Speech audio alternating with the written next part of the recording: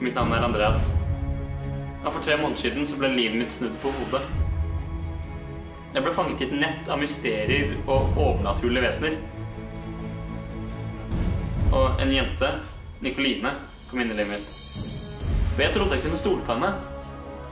Men det eneste hun var ute etter, det var å lure meg og vennene mine. Den kjerringa is going down, for å si det sånn. Du får se en video som viser at broren din gjør overnaturlige ting. Jeg ringer deg senere, når jeg får tatt meg av alt. Så lenge broren din er i trygghet. Det er jo tydelig at underbevisstheten din prøver å fortelle henne. Kan det ha skjedd noe på den kvelden som var så traumatisk at du rett og slett har blokkert alle minnene dine? Jeg så Nikoline. Hei, kan du møte meg nå? Jeg vet ikke hvor du er nå, Andreas, men hvis du har gått til henne, så må du komme deg vekk derfra med en gang. Marte? Andreas? Hvor i all verden har du vært? Jeg har prøvd å ringe deg hele natt. Sola står jo opp nå. Jeg satt på skolen og ventet på Nikoline. Det kan du ikke. Ja, jeg vet det. Jeg fikk beskjedene dine. Alt er bare et faens rot nå. Så jeg stakk før hun kom. Bra. Vi må møtes og snakke om det. Jeg er på vei hjem nå. Andreas? Ja, vi snakkes i alle fall.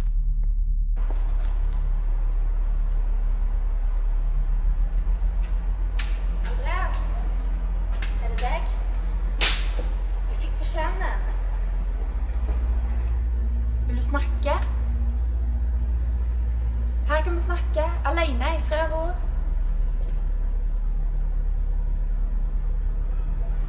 Hei. Så? Handler dette om venninna di? Har du funnet ut om du kan stole på henne? Jeg vet hvem jeg kan stole på.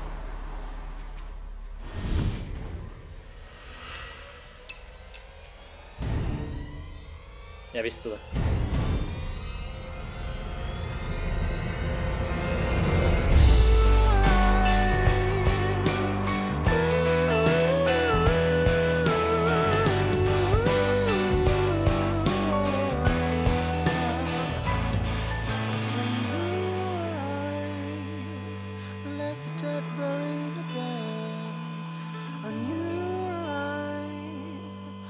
No shoulders and lift your head. Vi er venner, ikke sant, Andreas? Sannheten er jo at vi er like, jeg og du. Vil du at vi skal prate om sannhet? Du har rundlurt meg fra starten av. Men jeg og... Nei! Nå legger vi alle fuckings kortene på bordet. Det var ingen tilfeldig at du ble trua av Lærer Henriksen med kniv den dagen, var det vel? Du ville at jeg skulle redde deg. Sånn at du kunne bli vennen min. Eller i hvert fall late som. Vi er jo venner, Andreas. Ser du ikke at jeg bare prøvde å hjelpe deg?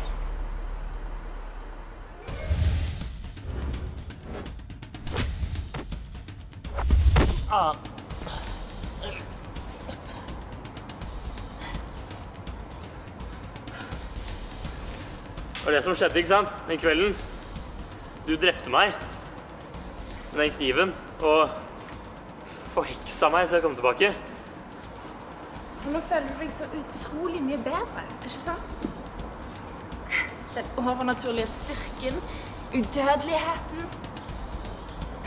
Nå slipper du å være en drittunge som stryker i matematikk på skolen. Du slipper å være ubetydelig. Nå kan du gjøre hva du vil. Jeg tror du ligger ett skritt foran alle hele tiden, du. Gjør du ikke? Lillefossen psykiatrisk. Jeg vet du var innlagt der. Var det der du døde? Ble du virkelig så syk i hodet at du drepte alle de sykepleierne for flere tiår siden?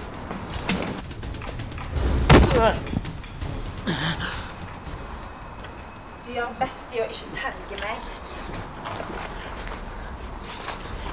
For egentlig vi to kan bli ganske gode venner. Hva er det du vil?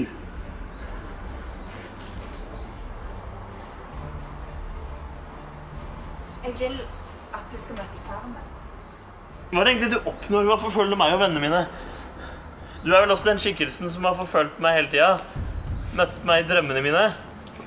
Skikkelse?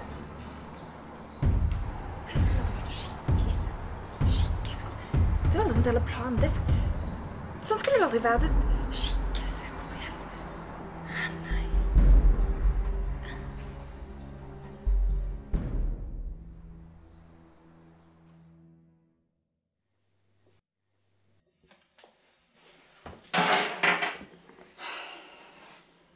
Marte, hvor har du vært? Nei. Nei, jeg bare sov hos Karoline etter jeg hadde vært og gjort lekser til klokka 2 natt på hybelen hennes, så da sov jeg der. Du sliter deg ut, du vet det. Kanskje på tide å ta det litt med ro. Jeg føler at du aldri er hjemme lenger. Jeg rydda litt på rommet ditt, forresten. Og så det brevet som... Du åpnet det ikke vel? Nei da. Nei.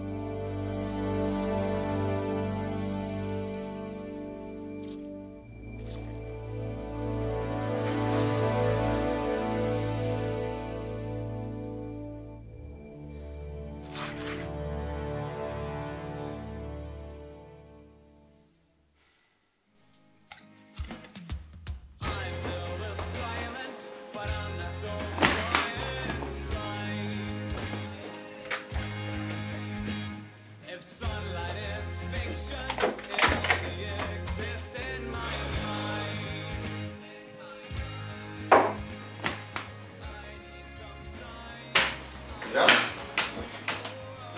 Hva er det du driver med? Andreas, bare slapp av, ok? Jeg må dra. Jeg må vekk, ok? Nå jeg låner bilen din. Hva mener du? Hvorfor det? Greit, jeg kan ta bussen. Men... det er alle som jeg er glad i. De blir skadet, og det er min skyld. Vent litt da. Kan vi ikke snakke om det? Vent litt. Bare drit i, ok? Du skjønner ingenting. Du skjønner ikke en dritt. Hva mener du? Jeg skjønner ikke en dritt. Jeg skjønner ikke at broren min løper rundt som en detektiv sammen med alle vennene sine. Jeg skjønner ikke at broren min er en forbanna enganger. Hvorfor sa du ikke noe? Jeg skjønner også at broren min er ikke en som er en jævla pingle. Jeg skjønner at du bryr deg om vennene dine, og at du ikke stikker av. Ikke sant?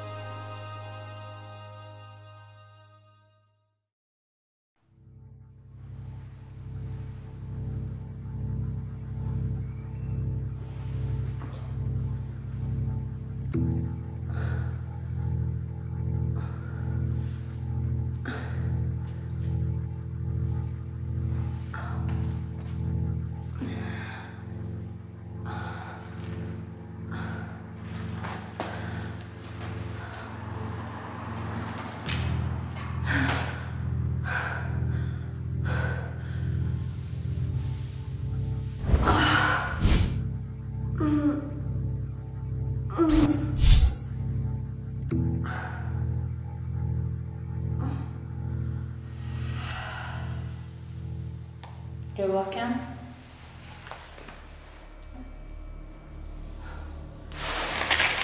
Hva er det som skjer?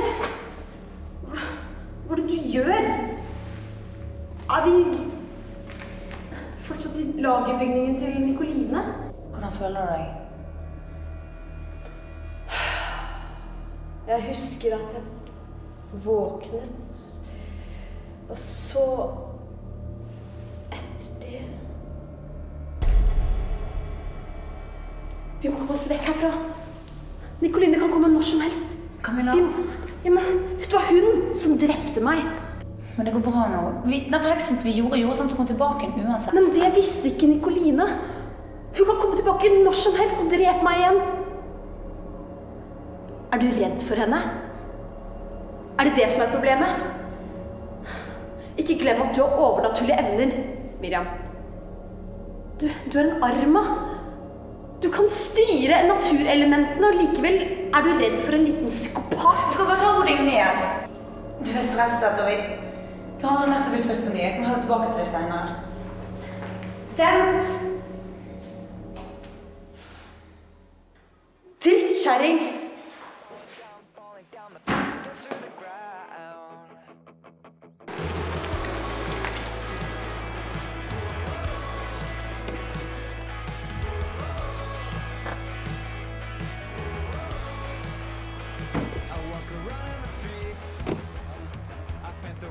Jeg skjønner ikke at hun våger å vise seg offentlig lenger. Hva er det? Jeg tror jeg har sett ham på nyhetene før. Nyhetene? Ja, det går rykter om at selskapet hans skal gå i fusjon med TTP, og Hva er det? jeg følger sjelden med når pappa prater om jobben, men for noen uker siden så fortalte han hvorfor han er så sjelden hjemme. Det er selskapet hans som har noen undersøkelser med et eller annet valg, og det er snakk om et selskap som skal fusjoneres. Og det er to alternativer. Det ene er faren min sitt. Skal jeg si deg hva selskapet heter, det som åpner for fusjon? TTP.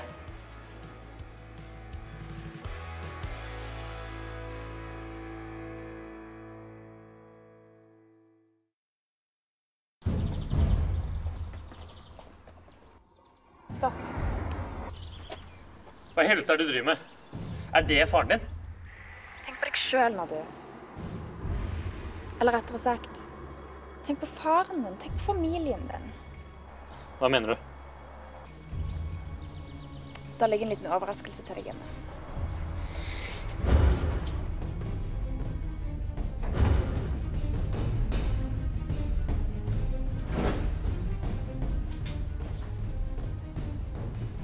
Brevet er adressert til faren din, men jeg foreslår at du åpner det.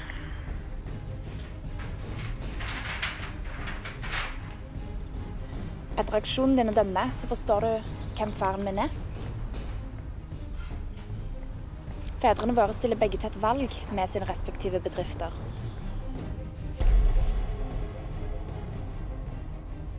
Jeg foreslår at faren din trekker seg.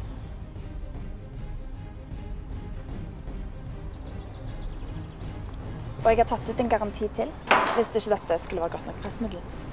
Markus! Markus!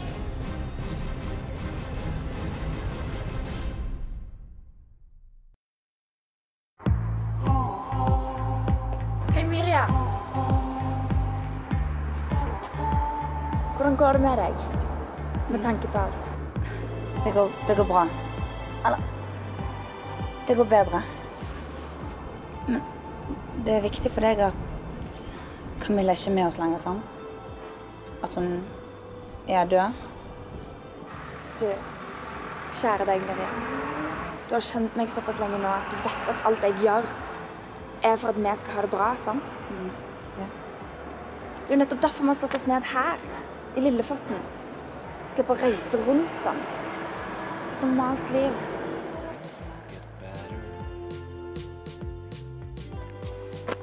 Jeg vet jeg har spurt om dette før, men hvorfor ringer du ikke politiet? For hun har Markus. Jeg har ikke råd til å gjøre noen feil. Så hva skal du gjøre da? Jeg skal begynne å spille på samme måte som Nikoline.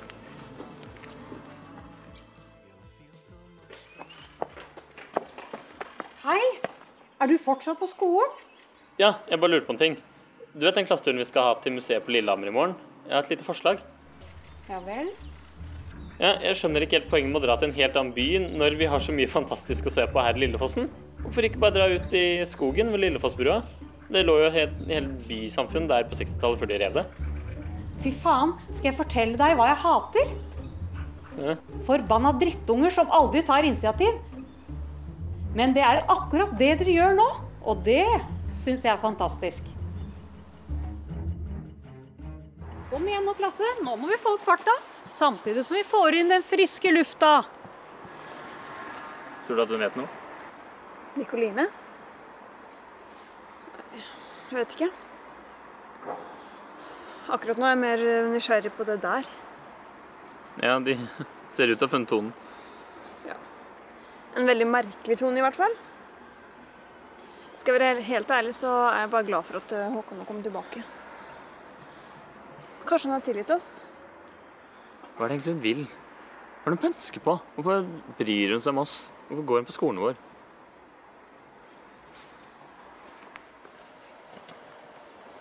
Kine! Du, nå er det lenge siden vi snakket om det. Ja, lenge siden. Hvor har du vært det siste? Nei, litt her og litt der. Men, Det var bare noe jeg... Nei. Du er tydeligvis opptatt da, så... Kine! Kine, kan vi bare snakke om det som har skjedd? Vi skal ikke snakke sammen, Tyra. Og vi skal ikke være venner. Hvor lenge har du tenkt å være sint på meg?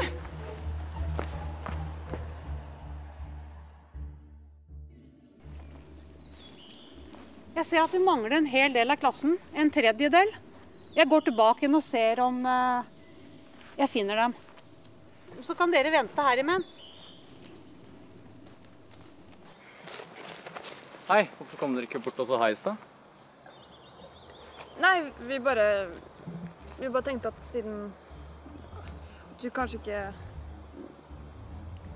Ja, jeg overreagerte kanskje litt, i og med at jeg trodde at dere holdt hemmeligheter, for dere to er ikke... Nei. Det virket bare sikkert litt feil, akkurat da. Ja. Jeg tar og... Ja, ok. Ok, klar? Så klar som jeg kan bli.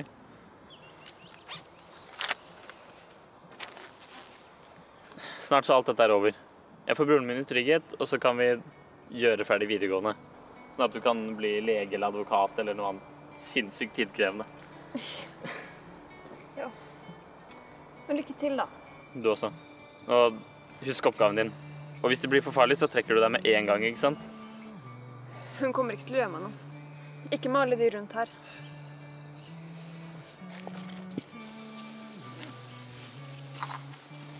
Hvor skulle han hen? Læreren sa han skulle bli her. Han skulle bare på do. Slapp av.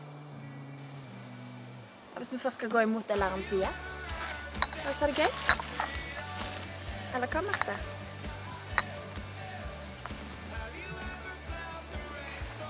La oss ha det gøy.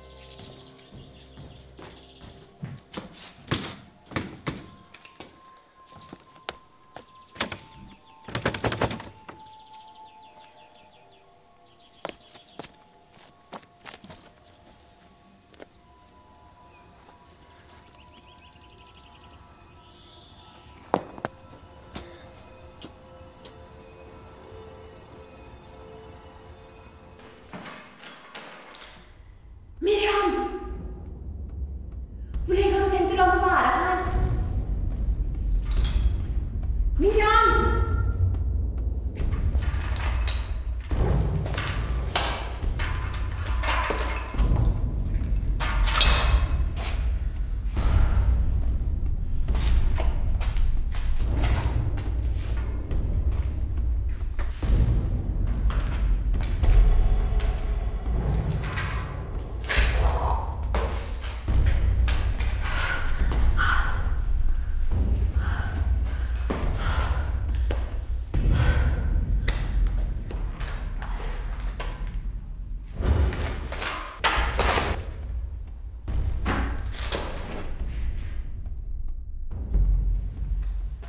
Så hvordan går det med deg nå? Hvor lenge har du tenkt å ha meg her? Bare til å råde til ned.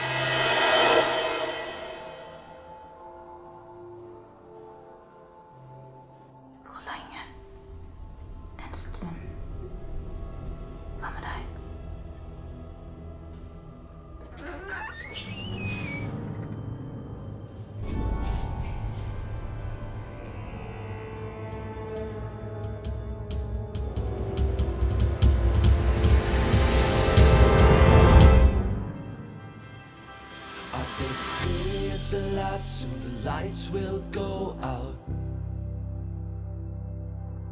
Our big city will die and all the life will pass out.